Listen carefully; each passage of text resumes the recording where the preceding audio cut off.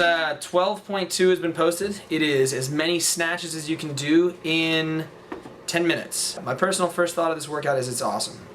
It's a really cool test, and it's a drastically different test than the last workout. While both are totally valid things, I personally enjoy this one more, and it's going to be incredibly fun, hopefully, while at the same time being super painful. I watched the video. Hey, there's Jason Kalipa.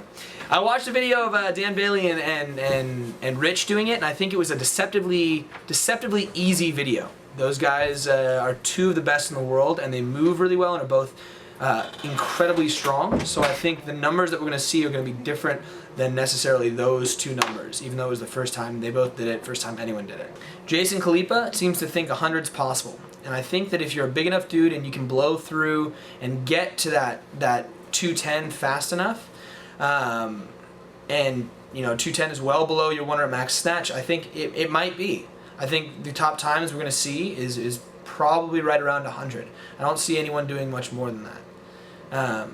I think where the big jumps are going to be made is if you can make 1 rep or 2 reps into a set that's a little bit beyond what you think you can do. So if you can get past the 75 at 75 or the 30 at 75 pounds, move into the 130 or the 135, and if that's a hard thing for you to do, get at least 1. Like spend all your time, rest it up, hit 1 nice and hard.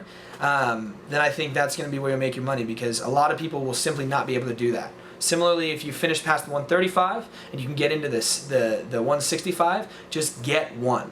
I think where the real men from the boys separation will be was if the people who get past the 165, anyone who can get a 210-pound snatch, I think is going to be in the top 50 of this workout, top 50 globally.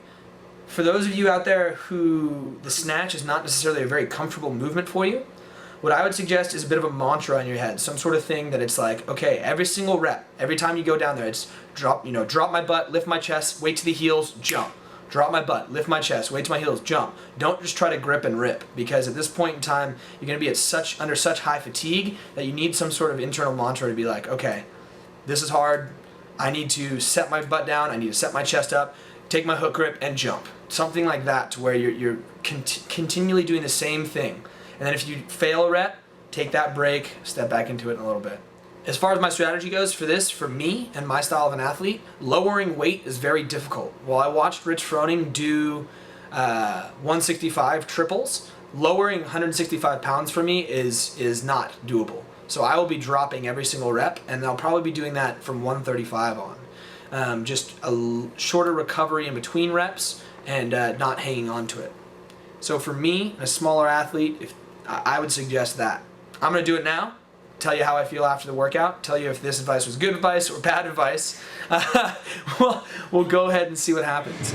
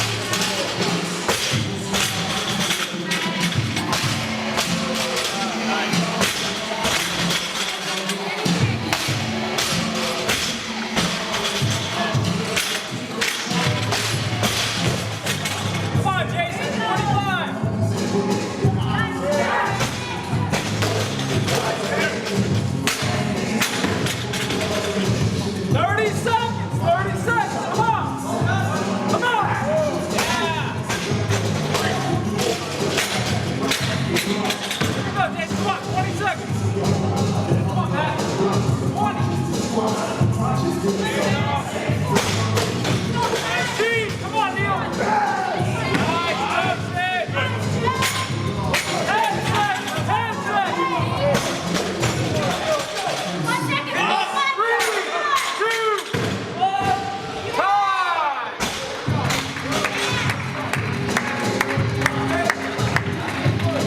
Alright guys, just got done with 12.2. I got 84 reps, which I'm pretty happy about. I missed my 85th. I kind of rushed it a little in the end. I should have taken a little bit more rest and just got that 85th. But it's a burner. It's really hard. It's quite capacity based. You have to get good technique. You also have to be able to push through some mental fatigue. Because as it gets heavier, your back starts going, your legs start going. When you start failing, start squat snatching.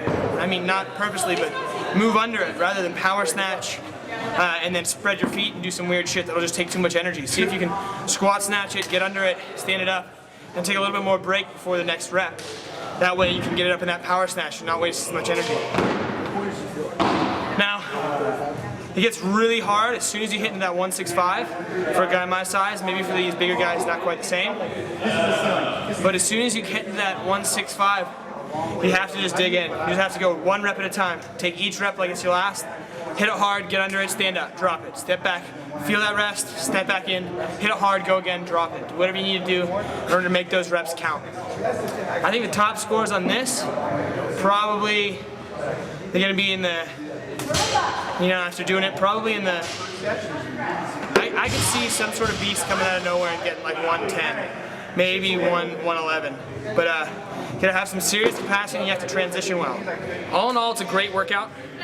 My back's seizing up like crazy right now. Good luck, guys. It'll be a fun one. Anyone out there want to grow the beard with me, by the way, go for it. It's pretty fun. I'm growing it out for the entire Open. I feel good about it. Miranda's growing her mustache out too. So if we get a close up on that, I'll show you what it's like. That's my cue. See ya.